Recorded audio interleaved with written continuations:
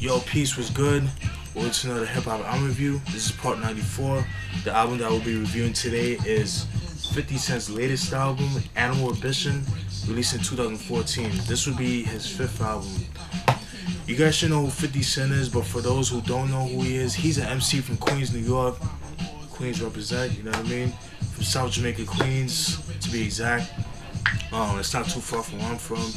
I'm from Smithfield Gardens. Smithfield Gardens is maybe like 5-10 minutes away from South Jamaica. But anyways, enough of that. He got his start back in the mid 90s, particularly 96, 97. Well, more although late, 97 would be more like the late 90s, but I would say like the late 90s. He was discovered by Jam Master Jay, the great late Grandmaster of Jam Master Jay of Run DMC fame. He saw something in 50 Cent that probably nobody else saw. He was under his wing, and then he was under Jam Master Jay's wing, and he taught him how to make songs, how to write bars, how to do hooks, bridges, and how to make a song. You know what I'm saying? Because it's one thing you freestyle, you rap, but if you can't make a song, you can't make a song. So you gotta learn how to structure your bars and stuff like that, and that's what Jam Master Jay did. From what I read, like he supposedly has a whole album with all Jam Master Jay beats, but that never came out, unfortunately. You probably would never hear it, you know what I mean? But anyways, and because of him being under Jam Master Jay's wing, got him a spot on got him hooked up with Onyx, and he was actually featured on a song called React. There was a video for that. I'll post that down in the description box.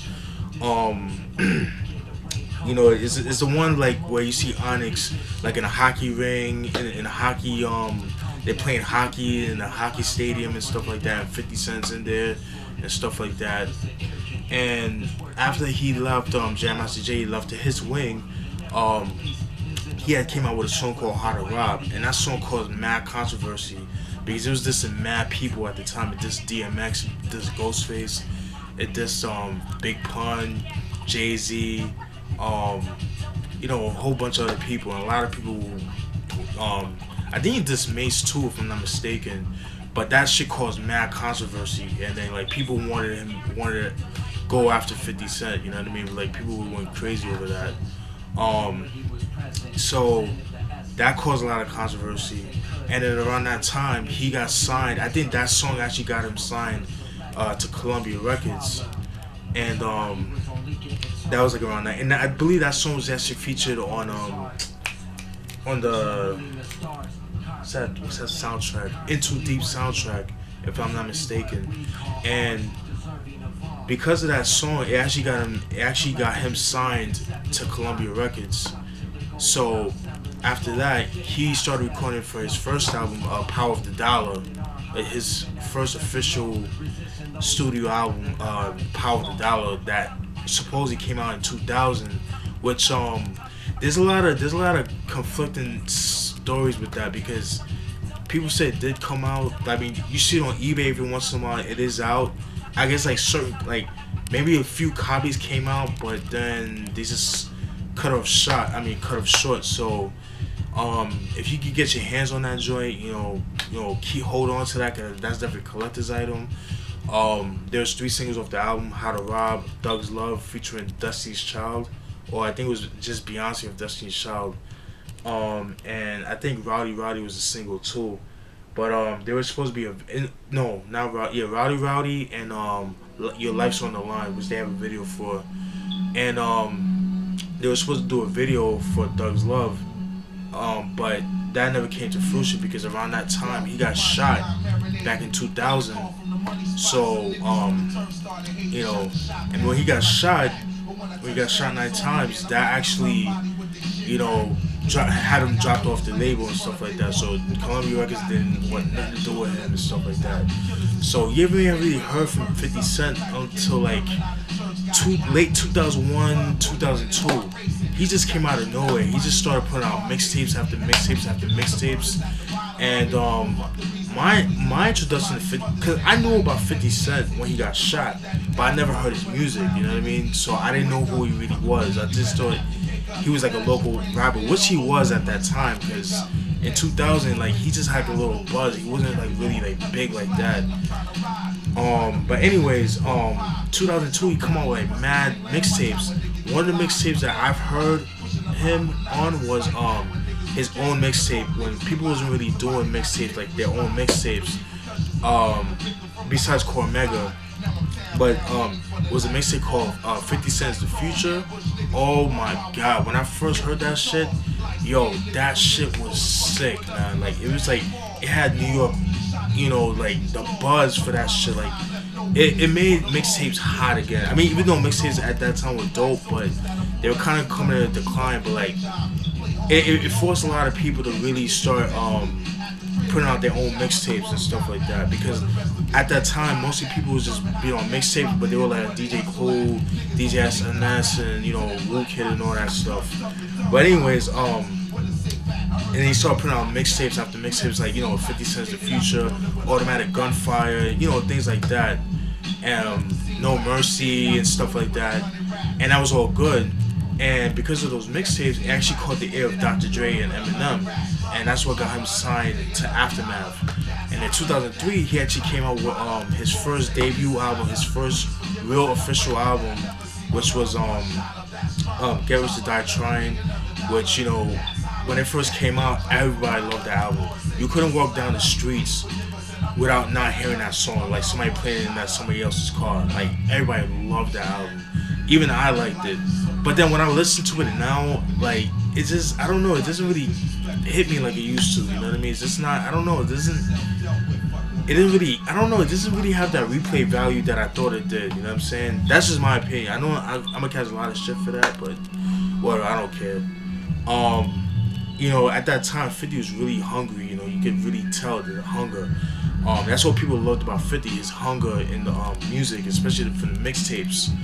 And then 2 years later, he had came out with the Massacre album, which came out in 2005. At that time, he was going after Fat Joe and Ja Rule. Like, he was really big on that. The album was okay. It was alright. It had a couple bangers, but it wasn't anything to write home about. It was like, it was lacking something. It was just, I don't know. Just I didn't really care for the album too much. And actually, he was the first artist to actually do like videos for all the videos, all the songs on the album.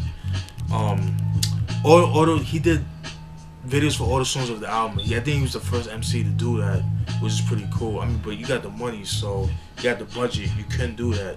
Even though some of the videos were animated too. But yeah, that one was okay. It was alright. And then 2 years later, he came out with the Curtis album. That was another album that was okay. Had a couple decent joints. Nothing to write anything home about. I do have that album. At that time he was dissing. I think at that time he was dissing Cameron, and I believe he was dissing Cameron and Rick Ross, if I'm not mistaken. And that one was okay, but it wasn't like, oh my god, like I have to go get this album. And then, you know, he was catching a lot of flack. You know, a lot of people saying like, oh, 50 Cent fell off, and you know, he's just not the same 50 Cent. And so I guess 50 Cent listened to the people, what they were saying. Then 2 years later, he had came out with the Warrior Angel LP, which is like it was like more like a mixtape. I consider it more like a street album.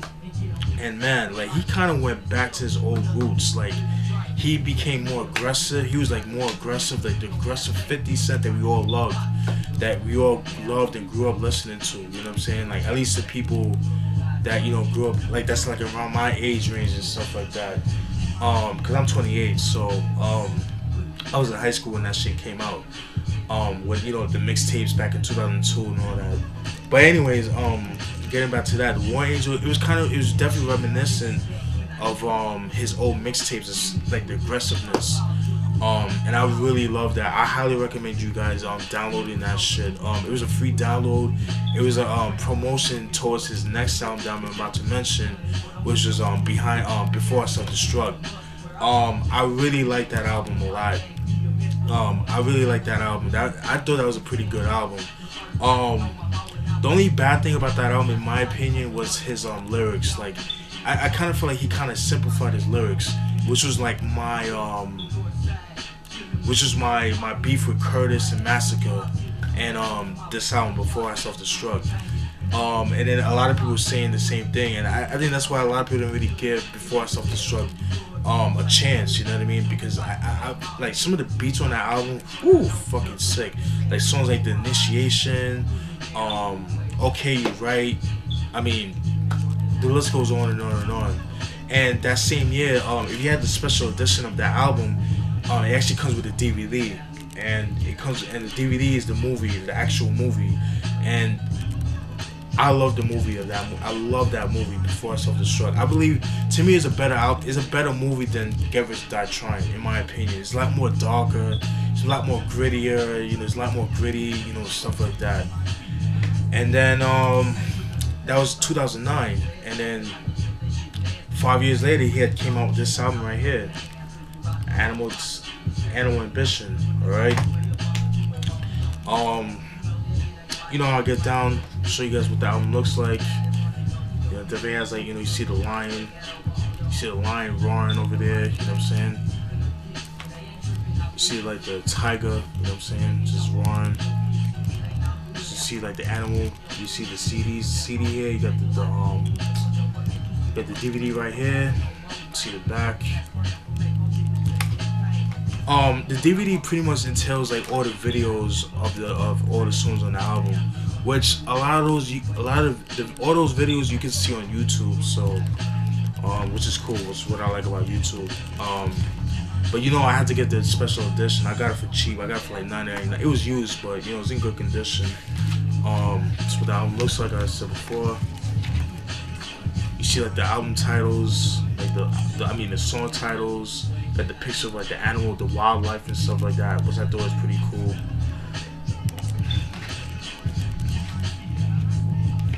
And you know, it just has a little saying, it's pretty dope, pretty deep and stuff like that.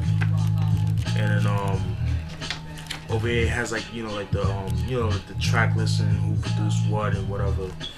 Alright. Singles off the album. Pretty much all the songs are all the singles, which is pretty cool. And like I mentioned about Massacre, he did all the videos for all the songs on Massacre. The same thing with this, except they're all live action, so it's like actual regular videos and stuff like that. Cause you know, like I say, he has the budget to do that. So, anyways, there's 14 tracks. Three of the last songs are bonus tracks.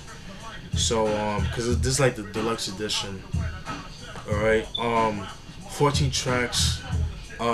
Like I said, all the songs are all the singles, so there's not really much to talk about as far as the singles. Producers on the album are Frank Dukes, he's a dope producer, I like him. Charlie Brown, Swift, Sam Shamtrax,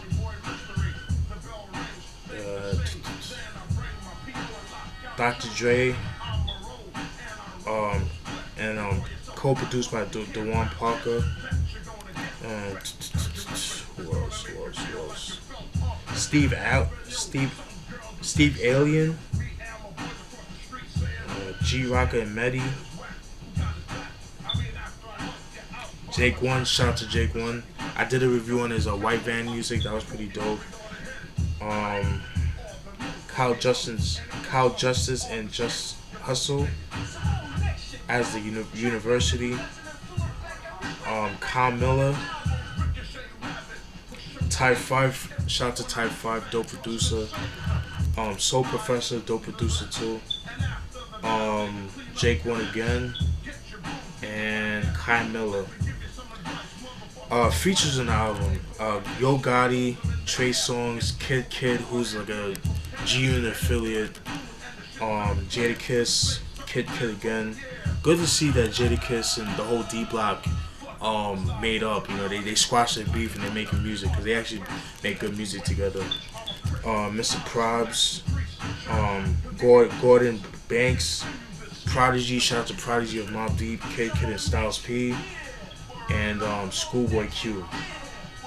Oh, by the way, something about the producers was I read up on, which I thought was pretty interesting.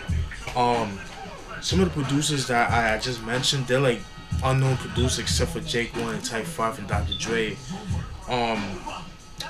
These producers, they actually submitted beats to 50 Cent years ago. So these are old beats, but they sound so ahead of its time. They sound like right now. And you know, it's crazy because they sent these beats years ago, and 50 Cent I guess never used them yet. So he was like, "Fuck it, let me just use these beats," and then they just made the album. So I think that's a very good look for those producers, man. And that's pretty dope, man. So if you're a producer, man, just like send your shit out, man. You never know. Matter of fact, Ghostface Killer, he actually did that with one of the in the song Apollo Kids. He actually did he actually used a beat.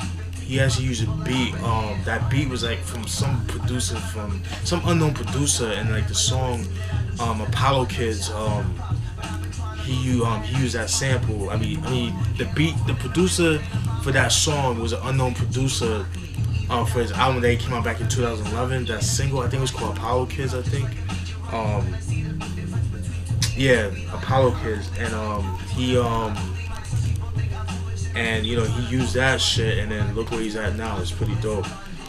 So I thought that was pretty cool about 50 Cent. Like, he actually gave these people shine, so I thought that was pretty cool. Alright. With this album, there's not really much to really talk about, because if you guys know 50 Cent's music, you know what his music entails. It talks about fucking bitches, partying, it talks about gangster shit. You know, the song Hold On, I fucking love that song. I love how it pretty much sets the tone of the album. Like, it really, like, he kind of brought it back to his old stuff. Like, kind of remind me something that would have been on, like, something that would have been on before Self-Destruct. It kind of remind me of that. Like, I really, really like that song a lot. Don't Worry About It featuring Yo Gotti. I didn't really care for that too much. Animal Ambition was alright. Pilot was okay. Pilot, you know, he kind of is really short. You know, he kind of used like a down south flow to it. It's like kind of fast paced, but it's like a down south flow to it. That's what I got from that. That was okay. Smoke featuring Trey Songz, that was produced by Dr. Dre. I could have done without that song. Like, I could see that being played in clubs and stuff like that. You know, people, you know, girls, they love Trey Songz. So, you know, Pretty Boy, he's an okay singer. He's not the best singer in the world, you know what I mean? But he's alright, you know what I mean? But I could have done without that song. Next song, Every Time I Come Around, featuring Kid Kid. That's a dope song. The only thing that really bothered me is Kid Kid, because he had like some type of delivery that kind of like it worked with the song, but it kind of got me. It kind of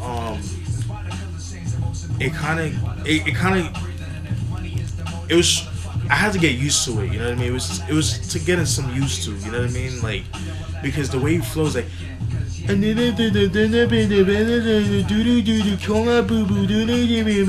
it was weird, but it worked with that beat, you know what I mean? But I just hope he doesn't really do that for future reference, because I don't know, it was weird, but it's unique in a way. I don't know, it's just not something that I'm used to.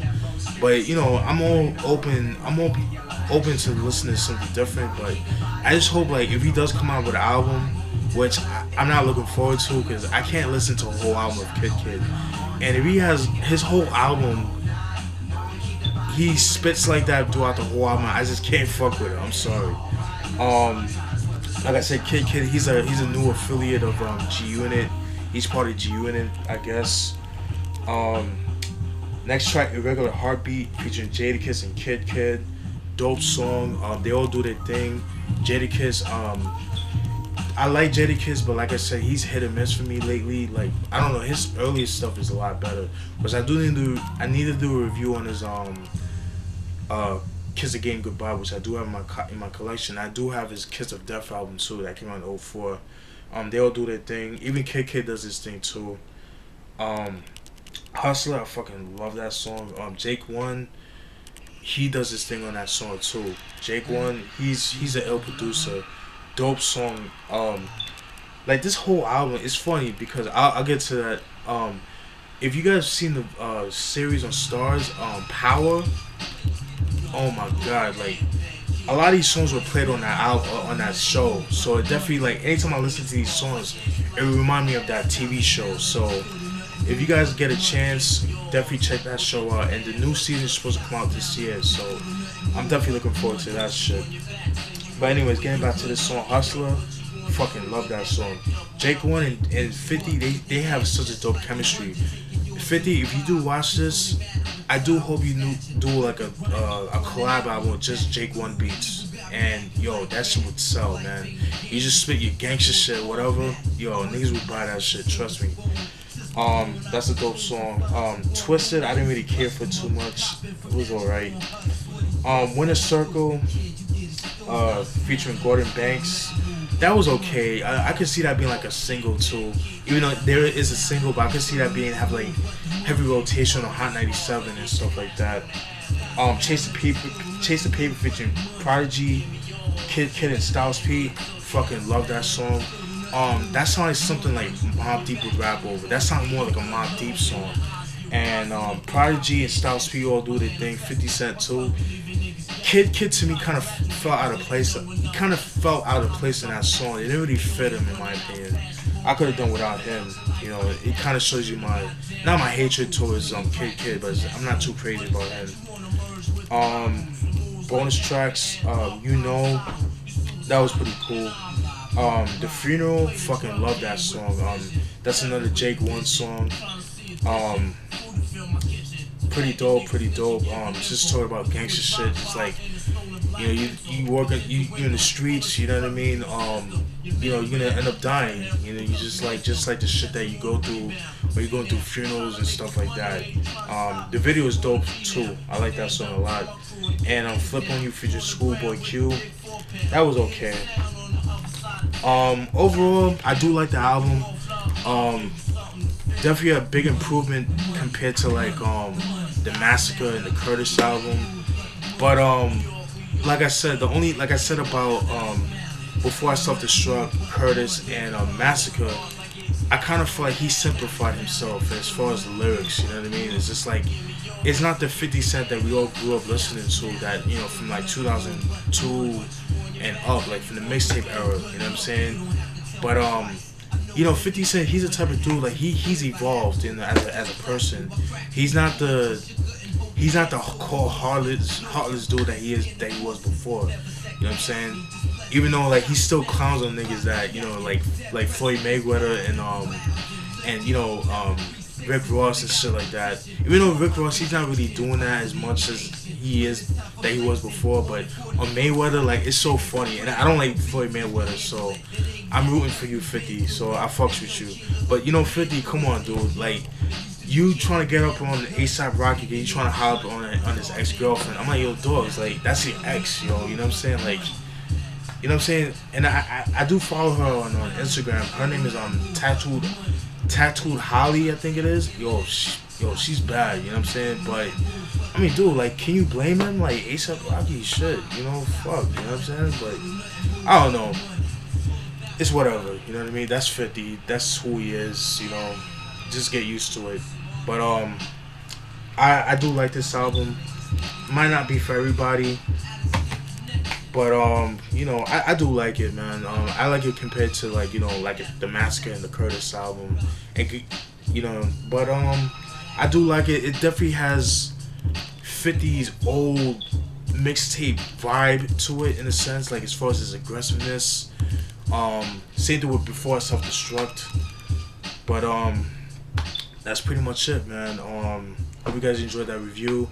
I know I didn't really get too much into it because, like I said, there's not really much to really talk about when it comes to these songs.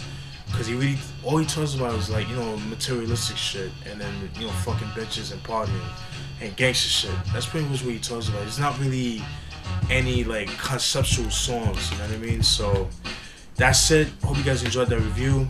Stay tuned for more. Peace.